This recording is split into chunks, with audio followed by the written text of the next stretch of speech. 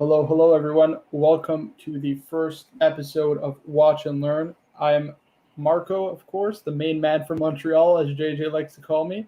And we got the notorious New Yorker, JJ LeCoux. Welcome, guys. Welcome to the first ever episode of Watch and Learn. We hope you guys like this. We're going to do a little bit of a different style today. Me and Marco are going to give you a little watch programming where we actually talk about horology and whatnot. Right. So we're going to be going over some of the weekly news that's kind of been happening. We're going to talk a little bit about this Timepiece gentleman fiasco. And then we're going to do small collection review and, of course, field some questions from the viewers at the end. So let's just jump right into it with our first story introducing the new Breguet. No, that's not the one. Hold on 1 second. Sorry, guys. Amateur hour. You got so many tabs open. While Marco is pulling this. Oh, there we go. Well, you got it. So we got these new editions of the Breguet, the Bregster Type 21, the new Breguet Type 21 in the color editions. One is green and one is orange, as you can see here. And of course, it features the same type of movement as the regular Type 21s, the only difference being the bezel, obviously the coloring of the watch, and now it's a white gold rotor instead of a rose gold rotor. JJ, what do you think, man? Tell me what you think. Man, you ever go to KFC, you just like the original recipe. Sometimes you just shouldn't mess with the it. The green in that picture looks pretty cool. I don't know. To me, the Breguet is this is a sportier, part of the sportier range, but it kind of looks a little like it cheapens it. It's such a classy brand. It really needs to stick to basics. I don't think getting involved in like the hype colors or stuff like that is a good idea for their brand. I kind of like their traditional styling. Right. To me, I like the original one with the faux patina. I think you kind of hit the nail on the head. Not just that, I don't see Breguet as a brand that is in the kind of experimentation lane. You know what I mean? They're very much a traditional brand. They're traditionalists in the way that they make their watches, they design their watches, and they finish their watches. I think this is just so kind of different, and it ends up kind of failing to really achieve, in my opinion, something that you would expect from a brand like Breguet. It's just too out there, in my opinion. And listen, it's a good attempt. It's a valiant effort, but I just don't think it makes sense from the brand who's making it. Right. From a marketing standpoint of Breguet, I could see why they want to try to get more hip and modern and maybe, get away from being so traditional. But that's kind of like their hallmark, and I think they should stay with it. Like doing this, having like some fun colors in the inside, it's just so not Breguet. You know what I mean? That's like something I expect to see on a ball or something like that, where they have some funky colors just to try to get, the eye of the less refined watch purchaser. You know what I mean? Right. And at the end of the day, listen, we can always applaud somebody for attempting something new, but you got to think about what it is that you're putting out there to the general public. You know what I mean? And I think this just fails to miss the mark. While on the other hand, this other release, Breguet's only watch release, this is going to be a piece unique. Obviously, it's going up for charity. I think this is phenomenal. Obviously, this is the Type 20, so it's a 2-register chrono. It doesn't have the date. It's got this beautiful, like almost aged brown dial, like a tropical dial, and of course, brown patina. Yeah. I think this looks phenomenal. I mean, JJ, I don't know what goes through these brands' heads or who runs these brands, because I would buy this as my chronograph option, and I struggle with chronograph. This is so beautiful to me, and yet it's a piece unique, and nobody's going to be able to get it. Right. It's traditional. It's clean. It's classy. It's got a little bit of funkiness with the tropical brown, the faded, gives it that vintage vibe. I mean, this watch right here stands the test of time. 20 years from now, this is still an elite level watch. This is what you should be putting out. This is Breguet at its finest. Halloween colored, Easter egg colored looms. Leave that to the children, not the adults. Right. I mean, micro brands. Even attempting to be like super modern. I mean, like you're not like H. Moser. Like you can't be experimental. You're Breguet. You got to stick to what you do best.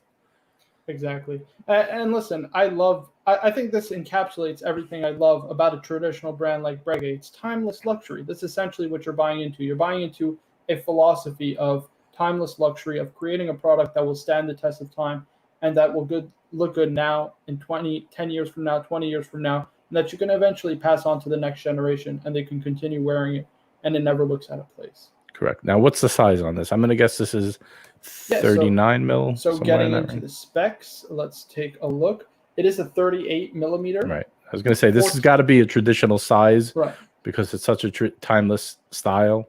So it is 38 millimeters, which I think personally is great. I do have a smaller wrist, and again, I do prefer traditional kind of sizing, especially for watches like these that lean more traditional. Obviously, I don't know about yourself, JJ. Obviously, you do like slightly bigger watch. You prefer modern size watches, right? Yeah, I'm a modern watch guy. I can appreciate vintage. It's just not my cup of tea. Sometimes I will go back to a vintage style version of a modern watch, a throwback. But if it's super traditional and vintagey, it's kind of not up my alley. But this is gorgeous. I could definitely see myself wearing this because the style is right. It's not attempting to be super modern. It's just timeless. Exactly. And, it kind of reminds me also of that release, that Breitling Avi, the AV, I forget what the full name is, but it's like almost similar to this, but they were the first to do it, right? And this is a watch with, tremendous history used by the French pilots during World War II, if I'm not mistaken, or World War I. So it does have military history. And I think if they did this watch with an open case back, 40 mils, you can do a black dial. For the mass market, I think this would be a tremendous hit, but I really wish this brown dial variation was available to the mass market. This is really beautiful. Oh, absolutely. This watch is a home run. The other watches you showed me is like a pop fly, I would say. Right. You know what I mean? This is a home run. This is where they should be. See, that's what I was saying. You save your best stuff. I get it. It's a piece unique. You want to make it great, but why aren't you bringing this to market? Why do you not want to sell a lot of, you know what I mean? Like, right. Well, I think it brings up an interesting discussion is what I said earlier. Who the heck runs these brands? Come on, guys. You have a great product. Why are you making it so exclusive? You know what I mean? I get you have to serve your best clients, but don't you also want to build your brand and get more clients? It just doesn't make sense, Right. And speaking of doesn't make sense, we are going to move on to the next topic, go a little bit down the market, horologically speaking, from something I never really expected, which is at least from Tudor, which is a full bronze case and bracelet. What do you think about this one, JJ? This is definitely not my cup of tea. I'm not a full bronze type of guy. They're going crazy with these, I guess, it's fun that they're experimenting, right. And getting away from being so traditional, steel, everything steel. It's just not for me. I can see someone else wearing this. I don't like the way bronze starts to age and smell. It's just not a good combo. I don't know how you feel about this, but I would imagine you wouldn't be caught dead wearing this if I had to guess. Listen, there's a lot I like about it. Like I like the Explorer dial. I'm not the biggest fan of the snowflake hands, but I like the watch. If it was in a steel case, you know what I mean, with a similar, maybe brown wouldn't work in steel, but if it was a different material, I think it would be great. But overall, I just don't understand this whole phenomenon with bronze watches. In 10, 20 years from now, these things are going to be totally unwearable, So why would you buy a luxury watch that has planned obsolescence, essentially? This is gravitating towards a certain segment of the market. And working at Sharp, I just like to point out his comment. He makes a great comment. This Tudor is for the knife community. He hits the nail on the head. There is a segment out there who love patina, who love brass. They collect all type of brass items, and they love it. I am not one of those people, and I'm not even like trying to hate on Tudor. The quick wristwatch check. I'm wearing the Tudor Pepsi. I think it's a great watch. This is not. Listen, I'm all for experimenting with materials. I picked up the Breitling with the bright light. Right. I picked up recently a ceramic case with the meteorite dial, the Speedy. So I've been basically experimenting with some of these new materials too, but this is not one for me. This is not the one I like. Right. I think we had an interesting discussion when we were actually preparing for the show, in that you see brands experimenting a lot more with alternative materials, bronze, carbon, ceramic. And listen, I like that they're kind of going different routes. I'd love to get your take. As you know, JJ, I'm more of a traditionalist. I have old man style, as I like to call it. So I prefer, my steel and precious metal. What do you think about these kind of alternative materials? Obviously, you bought watches from them, so you must like them, right? Yeah, like you like what I call the librarian style, but I'm into more modern stuff. I do, and I can appreciate, anything timeless, of course. I just don't prefer vintage style, but listen, this is what it is. We're in a new age.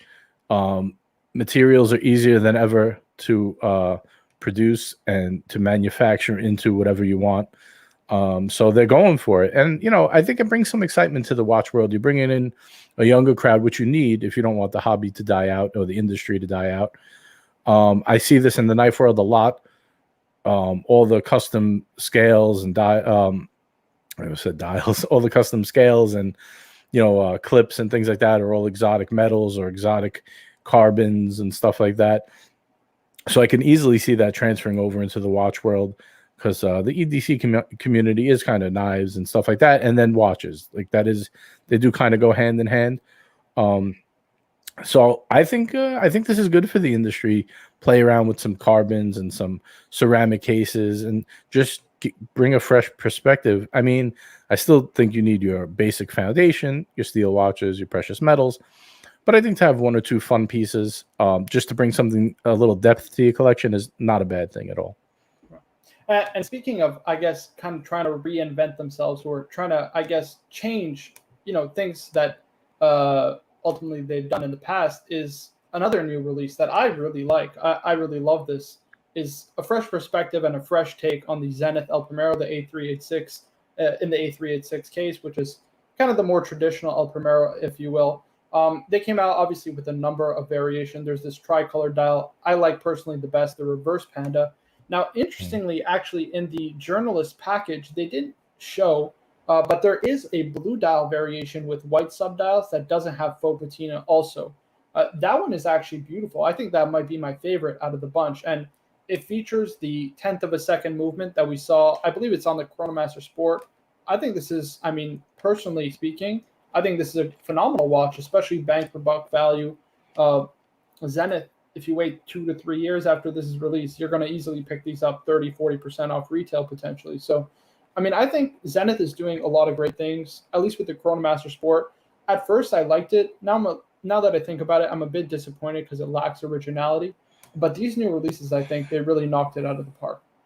Yeah, these new releases are what like what the Sport should have been, the Chronomeister Sport. These are they have their own original flair to them. I think these are really nice. Zenith is one of my DL favorite companies, just like innovation wise and always experimenting with new stuff and really interesting if you're into the watch hobby. They are an incredibly interesting brand.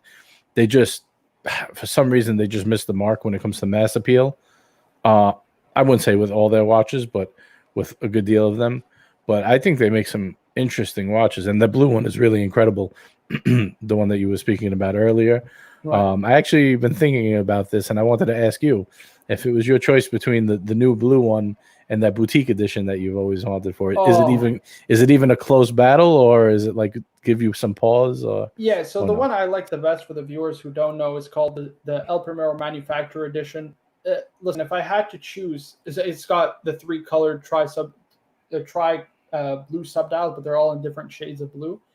Blue's my favorite color, and that one pulls at my heartstrings because it's an unreleased model. It's one that they found in the attic. Obviously, for those who don't know, Zenith El Primero movement almost got lost, right, in the quartz crisis. And if it wasn't for somebody who literally hid how to make the El Primero movement, we would have lost that technology forever. So, yeah, ultimately, I would choose the manufacturer edition, but I do appreciate and like this new release. So I just want to move on because we are in a bit of a time crunch. And next is kind of going back up market, or logically speaking, is to only watch. And it's FP Journe, probably one of the hottest or the hottest independent brand. And I saw this watch, and JJ, if I can be honest with you, I really hate this thing. This is terrible. The way that you tell time is just horrendous. So they have an image on how the fingers move around, and it tells the hours. Listen, I saw the Journe fanboys on Instagram ogling over this watch. I think this is just flat out ridiculous. I don't understand it. I don't want to understand it. And frankly speaking, I would never ever buy this. I'm going to start off by saying I'm a big fan of FP Journe. This is horrendous. This is really terrible. And Right. for a little reference for anyone around my age group, if anybody's ever watched the cartoon Inspector Gadget, shout out to you guys. I mean, this is Dr. Claw's claw. I hate this. This looks like something you get one of those arms and you kind of pull out of the machine and like it drops a little plastic bubble and this comes out. I mean, if you're saying this is genius, I mean that's like putting it up there with some marketing stunts that people are calling genius right now. This is garbage, is what it is. It's just stupid. But right. I mean, listen, I totally agree. I think FP Journe is a great brand. He is, you have to applaud him for all the incredible innovation he's done. In terms of complication, I think he's up there as one of the very best independent watchmakers. I have him personally in my holy trinity. I've made a video on that, obviously. Right. But I just think this watch just doesn't make sense. Thank God it is a piece unique, and you'll probably never see it commercially done. So, hey, it is what it is, I guess. It's terrible. It's terrible. We'll just call it what it is. Listen, you can't win them all. Right, you can't win them all. But somebody who is winning is H. Moser and Company, who did create what I believe to be an absolute stunner. I think this is phenomenal. So this is a perpetual calendar H. Moser. And it's made with kind of a vintage styling and design that references back to old H. Moser pocket watches. And what you'll see on the flanks of the case are actually engraved sides that are lacquered in blue. I believe it's lacquer, but I'm not 100% sure. And you get the kind of traditional fume dial finish on their actual dial. I love the case shape. I love those kind of wire style lugs that you see. And of course, the movement finishing is just spectacular on this one. Does it harken back to your Panerai with the wire lugs? Is that what... Right? That's the idea. But I mean, I just love this kind of vintage aesthetic. Honestly, the case and the lugs look to me like this watch. It's called the IWC Paul Weber, which is similar. So I call that the Zeitwerk on a discount. And I love this. But again, I'm somebody who appreciates kind of older looking things, and this is certainly one of them. Yeah, listen, this is not my favorite H. Moser, to be honest. It's nice. I appreciate all the work and the craftsmanship. I'm starting to warm up to H. Moser more and more. As you know, the Aventurine Moon Phase really made me fall for like that. That's the watch I want from H. Moser. That's the one that got away, right? So stupid I was. Shout out to David SW.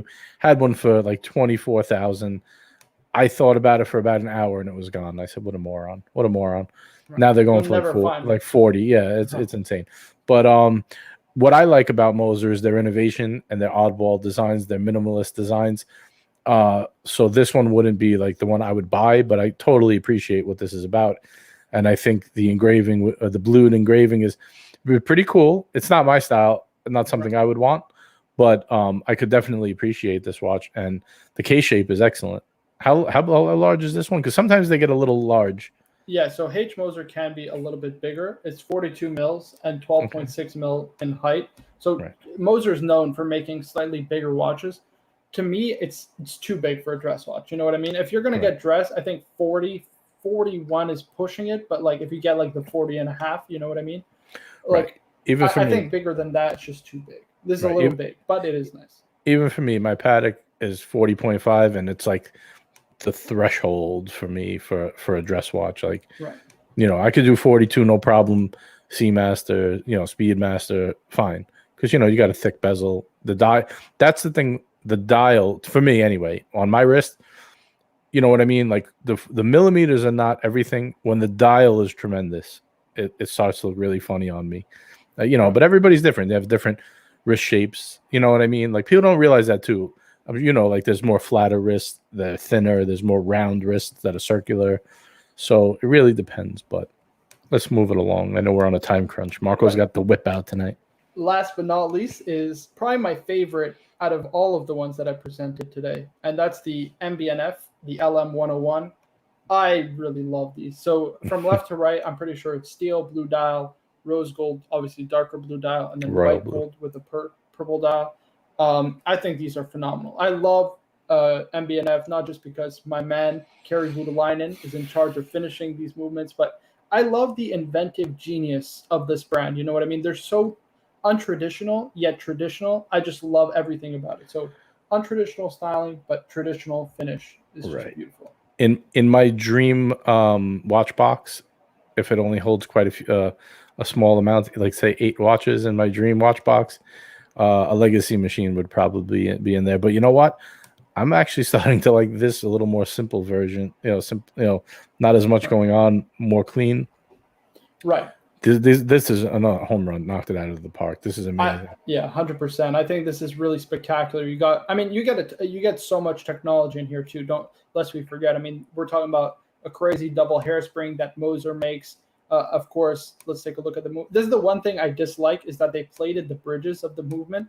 But otherwise, I mean, listen, this is just a small critique. I mean, the finishing is absolutely spectacular. And to me, this is what I love about watchmaking.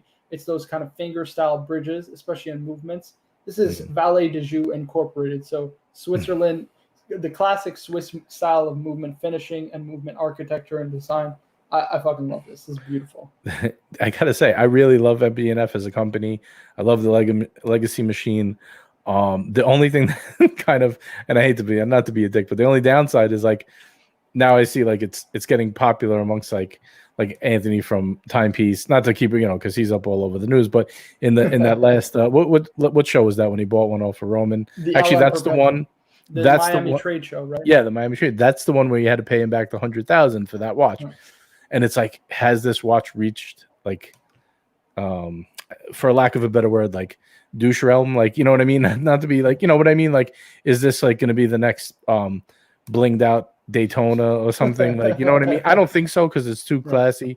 I don't think it's like that for everyone, but that would be my only knock on it, that it's going to start to get too popular. But MB&F makes an insane watch. I definitely in my imaginary watch box of unobtainium watches, I would have an MB&F like this.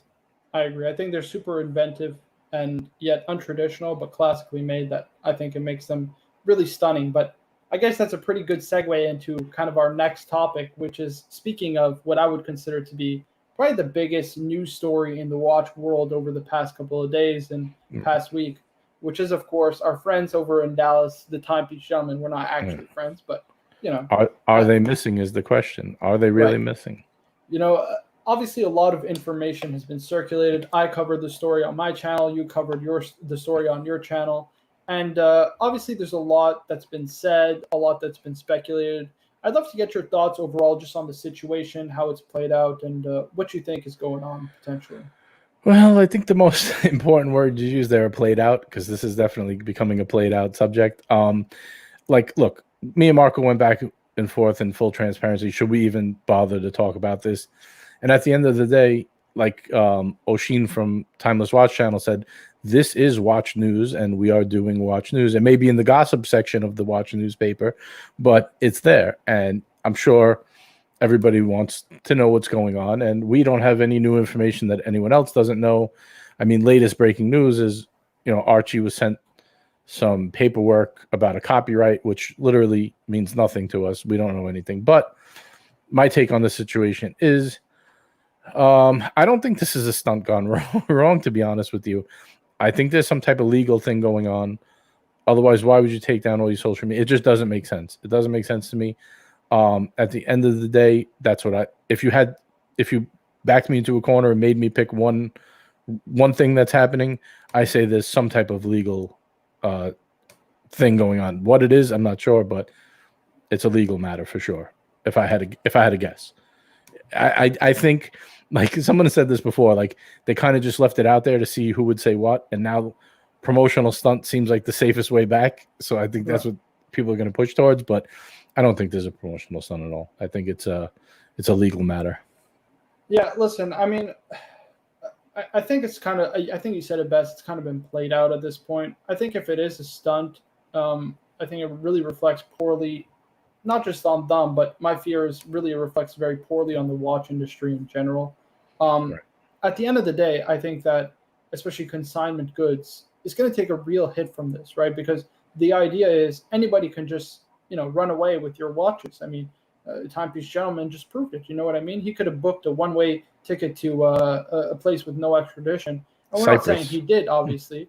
Right, he could have booked a one-way ticket to Cyprus, and we're not saying that he did, but he could have done it, right, in theory. And the idea is all watch dealers can technically do that.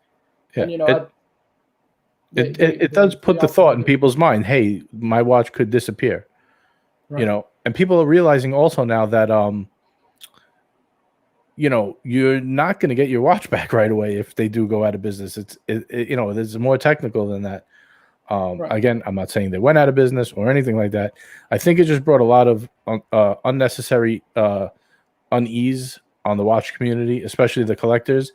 And that's what my video really was. It wasn't where's time, because I don't know where he is, and I don't really care, to be honest with you. I mean, he might still be out to lunch for all we know. I was more concerned with people defending and saying, don't worry about it, don't ask questions. Like, you can't say that to people. You know, the live stream, like, kind of like, it got to me a little bit. That's why I made that video. It's like, you should be putting the customers and the watch people out there, their best interest right. at heart, and, you know, putting them at ease, not telling them don't ask questions, don't worry about it. Like, you know, especially when you're saying you got paid last week, but what about everyone else whose watches are gone? Yeah, listen, I'm not trying to knock. I think Roman's a great businessman. I think Adrian's funny. I like them. You know what I mean? I think the show Gray Market's cool. Watch Eric, super cool guy. He looked very annoyed at the show.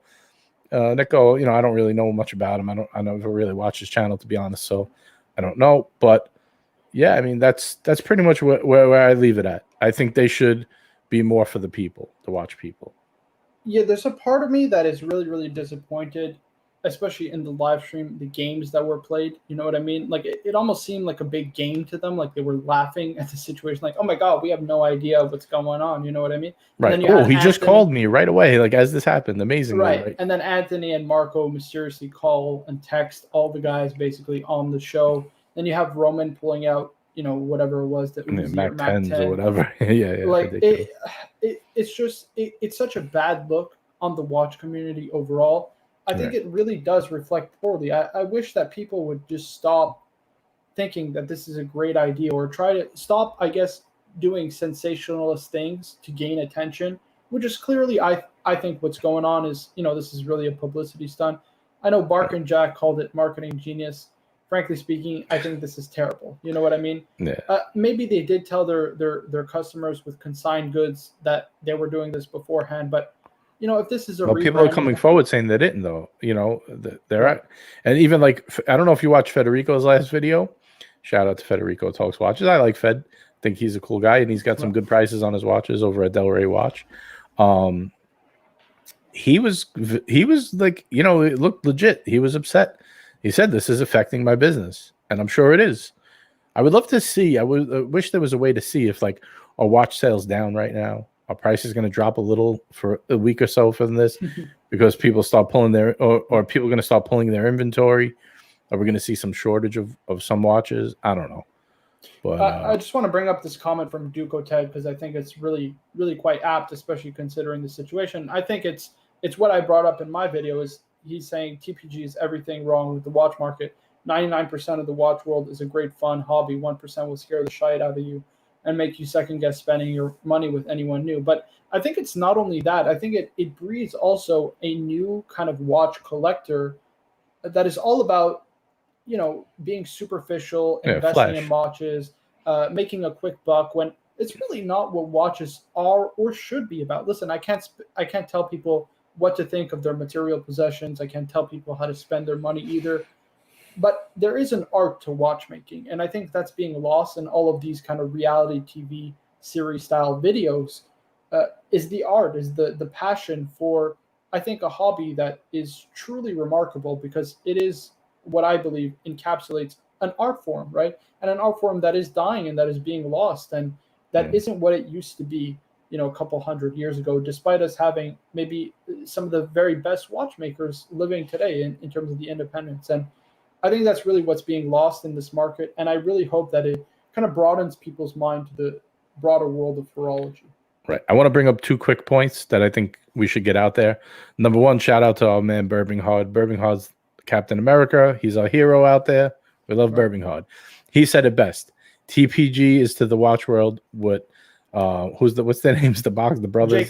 Jake Paul is the boxing, right? And I've seen multiple people copy his comment and put it on all different sites, all over the place. So shout out to Bourbon Hard for making a great point. I think that's the perfect analogy. And I also want you to pull up Toyota Mo's comment about Nico. Yeah. I think this is spot on. He says, I love how Nico was separating himself from TPG. Yeah, I've only talked to TPG a few times, but Nico snapped on AC3 for talking about Timepiece Gentleman like he was his brother. Way to ride with your boys, Nico. Exactly. It's like a fair weather friend, bro. Like when he's selling watches and making a ton of money and getting all the clicks, you want to be on the live stream. Now something goes down, and what? Now you've talked to him a few times. If you've only talked to him a few times, why were you so angry at Archie on your live stream? Right. You know. Exactly. So exactly. It really doesn't make sense. It's all fake. It's like the watches that they sell and the way that they sell them. It's all superficial. It's all about look at me. It's all about attention seeking, and ultimately, I think it's really bottom of the barrel, if I can use that expression, because it just takes away from what I believe to be such an amazing hobby. And apparently, this isn't exclusive to the watch world. It's starting to creep into other areas like cars and what have you. It's this idea of that there's a get rich quick scheme out there. You know, everybody can make a quick buck and you can become rich and look at me, look how great my life is. I'm going to Nick and Sam's and that steakhouse that I'm spending $17,000 at for a dinner. And it's not true, guys. You guys are influencing a very young demographic that is very influential, and you're influencing them in the worst way possible. And that's what I don't understand. Like guys like Roman are even in bed with these people. I don't know what they see in them. Like, you know, listen, you say what you want. Like I know Archie says Roman has a big ego. I can't blame him. The guy has $100 million business. Of course, you're going to have a bit of an ego. I don't think he's a bad guy at all. I think he's actually a really cool guy, nice guy. But, you know, he's a trustworthy, like he always says, buy the dealer. He's an incredible dealer. I would buy all day from Roman. I have no problems buying with him or recommending him to people if they say, you know, oh, I see this watch. Should I grab it? If it's him, yeah, go for it. He's great. David SW, another amazing, trustworthy dealer, super cool guy. You know, shout out to David SW. Nobody's sponsoring us. We're just talking from the heart here. This is our first episode. Believe me, we have no sponsors, you know. Even Fed is a watch guy at heart. You know, people can say what they want. Maybe Archie has this thing with him. That has no reflection on us. You know, Delray Watch, very reputable. Him and John P. I like John P.'s videos. I like Fed's videos. They're watch guys. You know what I mean? Definitely. Christian from Theo and Harris, watch guy, 100%. Buy watches from Theo and Harris. Buy your watch. I don't want to say buy your watch straps. He'll get offended, but you know what I mean? You know, go with quality dealers. Don't go with the hype bullshit. You know what I mean? That's all. I mean, honestly, I'm done talking about this guy. I don't know if you have anything else you want to say, but I mean, yeah. Listen. I mean, I think there's an interesting point that's being brought up by Paul Sliss, and we can kind of transition into what the ramifications of this situation would be. But Paul brings up what I believe to be a good point, which it's very legit points. I think it's the beginning of a watch slowdown, and this stupid situation can accelerate the spiral down. Well, I will say this. I don't know if I see a watch market that will spiral in any way, shape, or form. And I'll explain it to you this way. There's a lot of nouveau riche people in the world. I mean, China has 1 billion people. Roughly a third of that is coming into money for the very first time, right? And I mean, we're talking about decades, potentially even a century, right? China was never really one of the most rich consumer-wise countries in the world, and now they are. And what is a brand that they really love is Rolex. And obviously, you know, your tastes evolve over time, but you'll start off with Rolex, and that's why we see the Rolex market so hot right now. But I don't think it will affect, because there's not just Asia. There's new people getting into the watch hobby in Europe, in America, in maybe in South America, maybe in Oceania, like Australia, New Zealand. So, and then there's so many buyers stepping into the watch market, and you know, it's not obtuse like to own a collection of 5, 6, 7, 8 watches nowadays, right? So the idea is, even if the watch market drops 5%, 10%, there will always be buyers to step in to bring that price back up. It's kind of reminiscent of the stock market. The bottom line is this: the world is the richest it's ever been. Right. There is nothing going on that's stopping that right now. It just is, you know, it is what it is, and we're on the cusp of a new evolution. New technologies are coming out every day, speeding up faster and faster. Healthcare, everything, EVs, all the different stuff that's going on in the world, making prices for things more. I wouldn't say prices go lower because prices always go up, but making things more affordable to make and putting them in mass. So, I don't see the watch market slowing down that much. For some reason, your comments aren't coming up. Oh, there it is. Yeah, Juran says set up a Patreon account. Man could not survive on Google Ads. Guys, I'll tell you what. We are not on our channel because of my mistake. I went to set up the live stream. I forgot you needed 24 hours to do it. So we're doing it on Marco's today. This is its own channel. Marco, if you want to drop the link, guys, you want to help us out and you like what you see, you're enjoying the content, Marco's going to drop the link. And please just subscribe to the Watch and Learn channel. We're going to do this every Friday. If you guys like it, join up over there. And hopefully we'll get to, 1,000 subscribers soon. But we'll see. Right. And when we do, we have a little surprise for you too, but we'll talk about that another day. I guess it's a kind of a good transition in that people's kind of tastes evolve and change over time, especially as they become more familiar with watches. And one person who's been experiencing that is yourself, JJ. So I guess it's kind of a great transition into what would be our first ever collection review here on the channel. Guys, we do have an email set up. It's watchandlearn weekly@gmail.com. We're planning on doing a watch collection review with every episode. So of course, feel free to send in your collections for review. We'd be happy to review them, of course, at no cost and just for entertainment. And we'd love to give our suggestions. So did you want to talk a bit about your collection? Also, I just want to say before we get into my collection, if you have any questions about your collection, like should I get rid of this? I'm thinking about getting something else. Where should I go from here? And you want, listen, not that we're like some watch geniuses, but if you just want to bounce your ideas off of someone and you want us to give you our suggestions, add those in the email with the pictures of your watches. And we'll gladly, like Marco said, once we're going to pick one person a week. This way we could give you an in-depth, few minutes. We're not going to go, give you an hour-long review on your watch, but we'll give you a couple of minutes on it, what we think, what we like, what we don't like, where you should go from there, whatever, just give us some details on what you want. But now let's we just used mine as an example for the first week because we didn't announce it yet that we're going to start doing this. So we'll let you guys in the audience get in on this too. What do you think of the collection? Should I trim down to 8 like everyone's saying? Anything you think should go? Anything repetitive? What would you trim down to? I'm going to let Marco critique it first as if the box was in front of him and what he would do. Well, and I just want to give a little shout out to RRR. No, the clown watch is gone, my man. You're right. The clown watch is gone. I guess what we can say first is kind of how long you've been collecting, a little bit about what's in your collection and where you hope to take it, maybe. Yeah, absolutely. I bought my first watch, which is not in this box, in 2001. So about 20 years. I was not a watch collector. I bought that watch because I wanted a piece of jewelry on my wrist. I wore it for years and years. Never thought about buying another piece. Had no interest in buying another piece. I was happy. That was my one and done. When people say one and done, well, that was my one and done. I was oblivious to buying anything new. But let me back it up a second. I got into watches in probably 6th grade, maybe around 11. Everyone had the little triathlons and the Ironmans, and I just thought it was the coolest thing to have this little gadget on your wrist. So that was the first thing I remember about getting into watches. The second thing, another Inspector Gadget reference. Jesus, this is the second one today.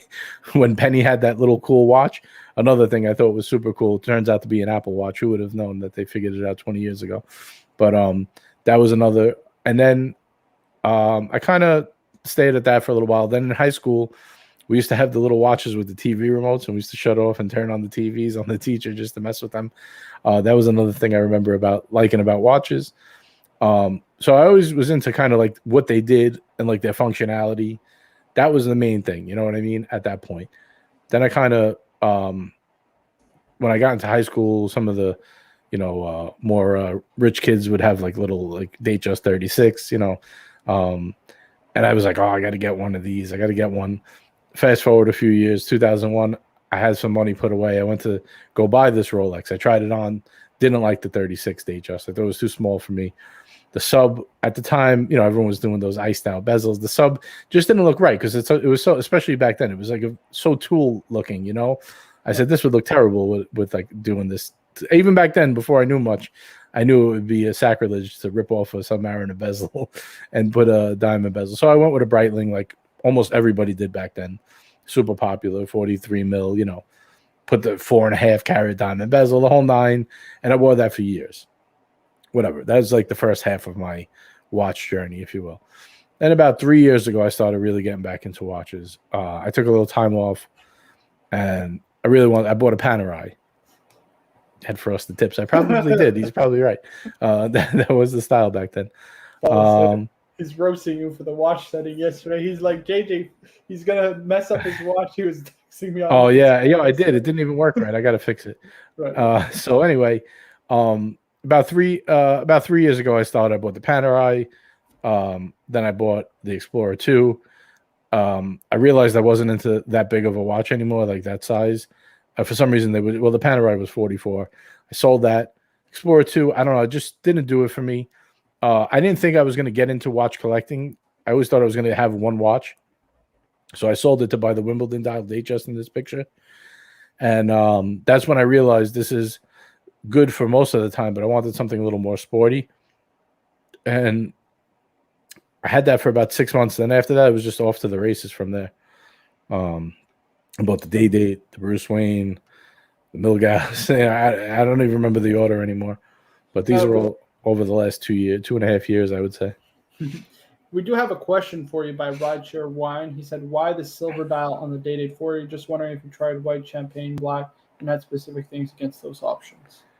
Well, one of my good friends has the champagne. I didn't want to walk around like twins. That was the original one I was thinking about getting. I just felt like the silver was so much more modern as well. The black I never was interested in. There's just too much contrast. It reminds me of like a 1980s watch. I don't know. Just the white is actually really, really nice. I just like the silver a little better than the white. I just felt like it had a little more depth because it had that sunburst dial. And to me, I think that's the best combo, the one I got. Obviously, that's why I got it. But unless you're going rose gold with the green, I think yellow gold with the silver dial is the one to get. It has a lot more depth in person than having the champagne dial. When you look at it, it has a lot more to it, and it's more modern, a little more modern.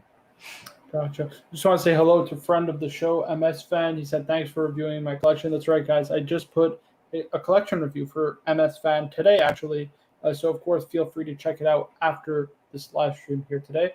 We do have about 18 more minutes. So I guess that's a great segue, since I love the segues, into what my recommendations would be for you, JJ. Now, as we know, or as most of you know, JJ is lusting after an LV box. And I think that's a perfect amount of watches, 8 watches. I wouldn't do 2 LV boxes. I wouldn't do 2.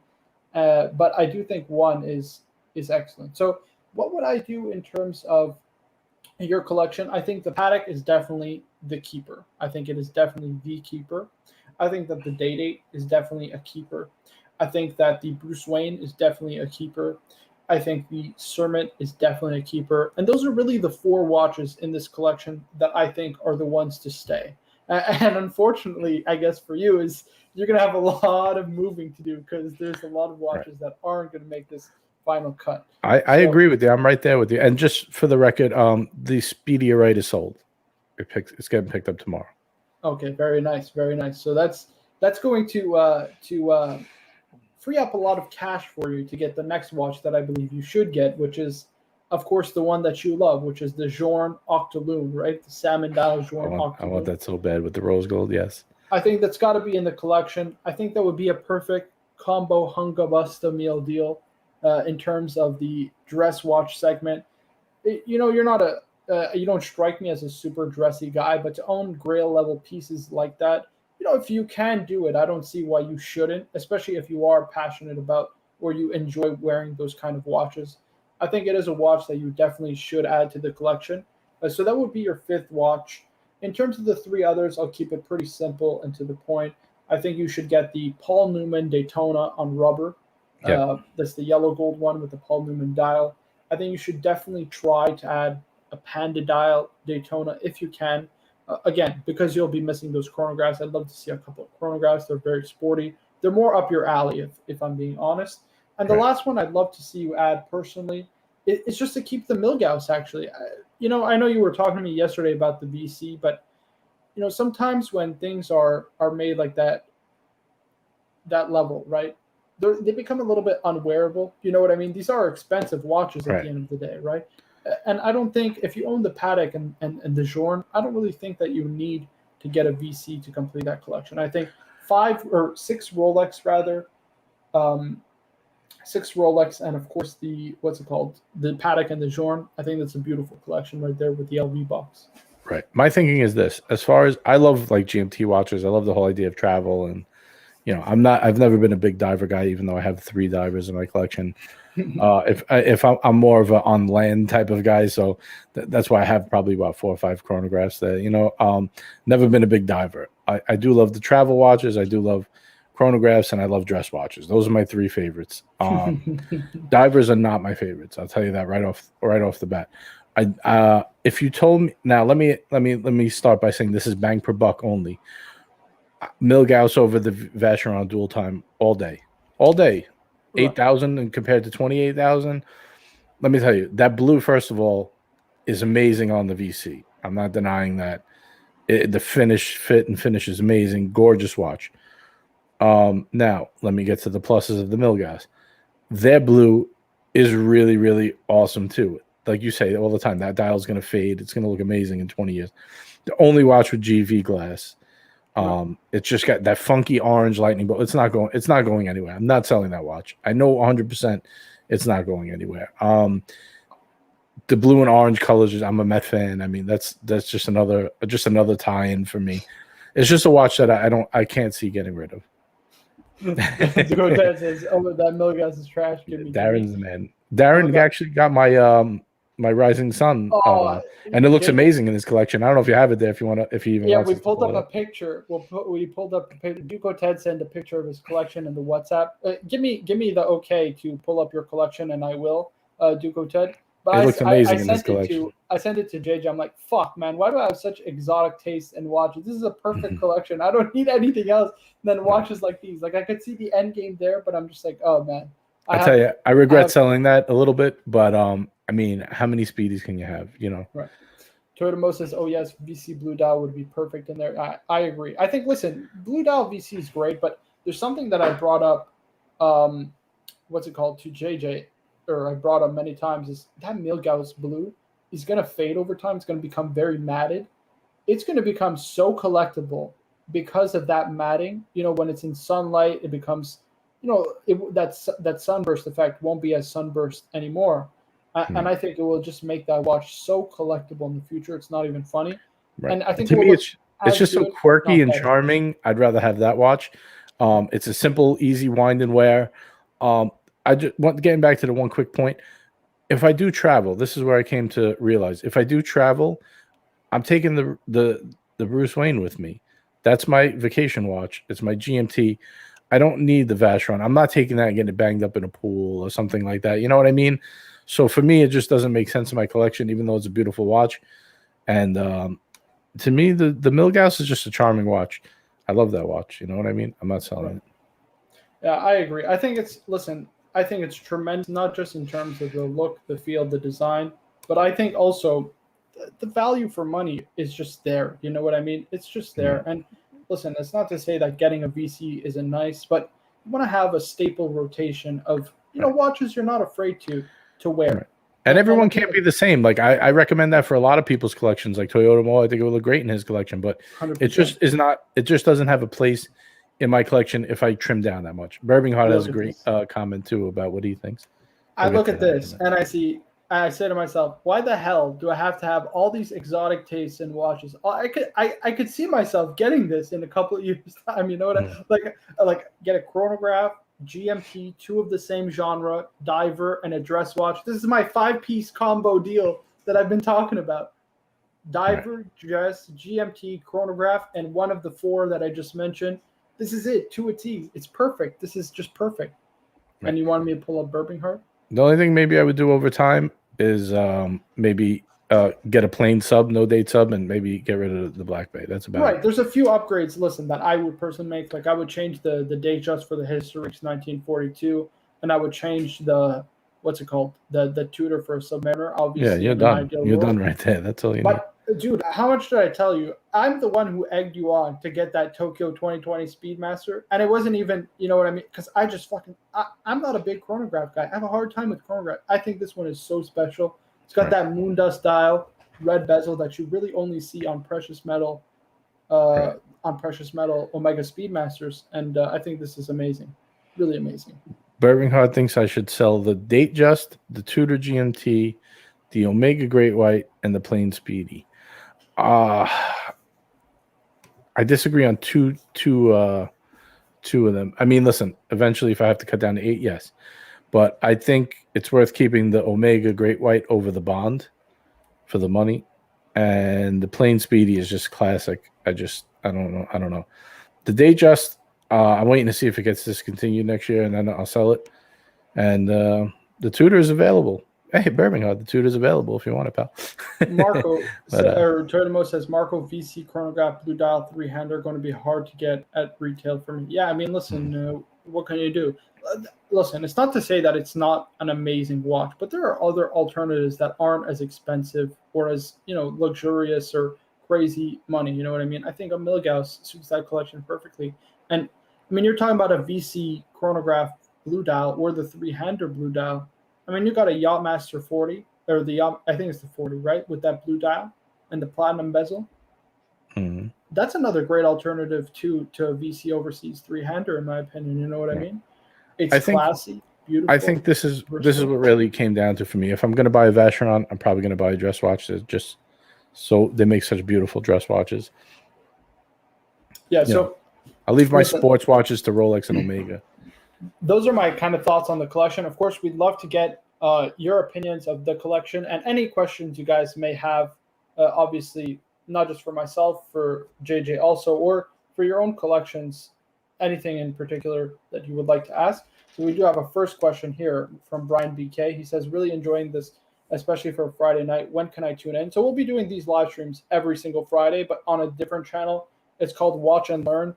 Unfortunately, we didn't have time to set it up for that channel, so we're doing it on my channel just for tonight. So that's all it is. But yeah, we'll be doing stuff like this, covering the weekly news. We'll also be making videos, celebrity watch collections, and what have you, just for a bit of fun. You know what I mean? Right. After this live stream, also, I just want to mention we're going to upload this to that channel, and then we'll send out the link to you guys, and start to get it moving. Again, it was my mistake. I forgot you need 24 hours to have the live stream set up, so we just kind of did an emergency stream on Marco's. But this is going to be its own channel. It's going to be a little different than our normal live streams. We're not going to have a million people on. It's just we're going to do watch news. Watch reviews, and then we're going to take some questions from you guys to have it be a bit interactive. And you can always email. What's that? No, I was going to say you can always email us your suggestions at watchandlearnweekly@gmail.com. Send us your reviews or any ideas you might have that you want us to cover over the week. Any stories you think are good, and we'll consider them. Yeah, and we're just going to keep these live streams straight to 1 hour because. We don't want to go overboard. Listen, we can field questions for the next 30 minutes or 2 hours if we want to get people on the show. You know what I mean? Make it a big party. But we'd rather keep it concise and to the point. We got John Galt saying JJ should only keep Milgauss, Date 8, Paddock, Sermit, Bruce Wayne, Speedy, and Reverso, in my honest opinion. I mean, hey, that's a great collection. Well, the Reverso, somebody's interested in. I haven't heard back from them yet, but I'm giving them a little more time before I start to move it. It's only going to be sold because when am I ever going to wear that over the Journe? You know what I mean? It's just you got to be practical about these things. I mean, I wish I was rich enough to keep them all. I mean, I feel blessed to be able to own what I do own. I mean, but I can't, I can't have a 30 watch collection. I'm not a gazillionaire like some of these guys. Right. And we have Toyotomo saying, no, man, that VC blue is amazing. I agree. I mean, I don't know how much stock I put into this, but I've read on forums that the blue is very similar to the chronometer blue from FP Journe, that they're made in similar ways. Again, I don't know if that's true, but I mean it's a phenomenal watch. It's just very expensive. You know what I mean? Right. Like, it's a lot of guys. These are not trivial sums of money. You know, we're like, I'm a struggling broke college student, even though I have a crazy watch collection because the generosity of so many of you. I'm still like, I'm not a rich guy. And JJ, he's a blue collar worker, white collar worker. I don't know. He was a blue collar worker. You know what I mean? I'm a no collar worker now. He's an average guy, just like you and everybody else kind of watching the channel. You know what I mean? We're not gazillionaires, although we wish we could be. So it's a lot of money. It's how deep do you want to get invested in the hobby, and that's something to take into consideration. Right. Like, I have a big collection, but I put a good amount into it because it's something I'm really into. Yeah, I was just going to say that. I brought up Brian BK's comment, but we never addressed it. He said, cool, but what about the green OP41 tomorrow? Could you think of a reason not to? I've got a busy day, and I don't know if I should make time to swing by. Well, unless you dislike free money, I don't see why you shouldn't make time to swing by. Listen, at the end of the day, even if you wouldn't wear it, I think that you should get it because, you already have a big collection, right? You can feel free to leave it down below. People can make, obviously, their own thoughts about your collection, but you've already got a big collection. So what's adding another watch? You know what I mean? Obviously, it's not cheap. Like I just said, it's not a trivial amount of money, but I think the OP41 green, it's just cool. It's funky. It's different. And I think you'll really come to appreciate it. Steel, easy to wear, goes with everything, and casual, under the radar. Just great fun. Right. And I just want to say real quick before you get off of Brian, I don't know if you have Instagram, but if you do, can you shoot me a message on Gentleman's Hangout on my Instagram? I actually want to ask you a question about I think we shop at one of the same places. I just wanted to ask you. We got Big Sal saying, disappear for a week, watch and learn is official. Delete all your social accounts, and then have your attorney make a statement. That's a brilliant PR. That's something actually we didn't mention earlier with Timepiece Gentleman was the lawyer coming out and saying that they're doing charity work. I think that was just... Yeah, that's so lame. Can you pull up Frank's comment? I don't want this to pass. I know you don't want to pull it up, so I'll tell you. Sure. Because Marco is very humble. He's not looking for it, but go ahead, read it. I want you to read it. You want me to read it? I'll read it. Give it to me, baby. Frank B. At Marco, you're our biggest asset. Your biggest asset is your age, brother. You got plenty of time to build whatever you want in your collection. That's right. I tell him all the time. When I was his age, I was less than broke. I owed money. He's got plenty of time, plenty of time ahead of him, and he's got an incredible head start.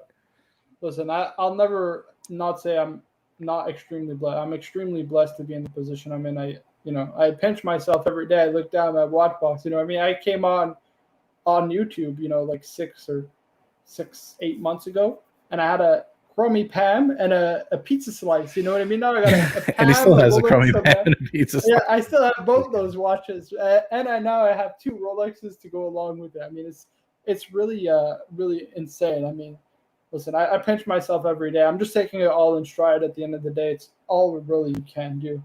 And man, I'm looking forward to the next 60 years of my life or so to keep collecting watches and keep enjoying the hobby. Marco, when I was your age, I walked into the jewelry shop that sold Rolex. They were an AD. I didn't even know they were an AD at the time. It just was a jewelry store. I saw the prices of Rolex. I walked right over to the Breitling booth, and that was that. You know what I mean? But what's up, Tommy? Hope you're well. Hey, Tommy. What's up, buddy? We got John Galt says, imagine the title of Timepiece Gentleman first Netflix series to catch a watch. Imagine he starts like, where are the guys from Watch and Learn? He starts trolling us. Where is Archie Luxury? What happened to Archie Luxury? That would be brilliant. That's brilliant PR right there. Start trolling everyone back, but oh yes, of course. How could I forget? I got a Ming on the way, and a Ming, and a Ming. Got a Spruik it to the moon. I got the Ming Nautilus guys selling for 5x retail. I'll take no less than 6. No less than 6. I just want to take a minute because we're about to wrap up to thank all of our usual friends that join us. I don't like to say viewers because you guys are like our friends. We have a bunch of laughs with you guys. The comments keep us going, man. They're funny. You guys are very interactive. Some of you guys are nasty pricks, but most of you are cool. No, most of you are very, very, very cool, and we have a great time doing this. And if you guys like this, we're gonna keep doing it. So I just wanna say thank you guys. We appreciate you. Yeah, I echo everything JJ just said. Of course, make sure to like, subscribe, tell your friends. Check out JJ over at the Gentleman's Hangout. Please check out our channel, Watch and Learn. We'll be doing next week's live stream. And yeah, guys, again, as always, we always appreciate your guys' support. And of course, we always appreciate you guys tuning in and watching us on a Friday night. It's been fun. And as Brian BK said, Marco's greatest at his gin and his jumping jack skills. Exactly, guys. Don't let it fool you. I got it in me. I got it in. You pack it in tight. Thanks again, everybody. Pleasure. And we'll see you guys next Friday for another weekly wrap-up of news and talk watches. Yep, we'll give you guys a new round of news. See you next week, fellas. Later. See everybody.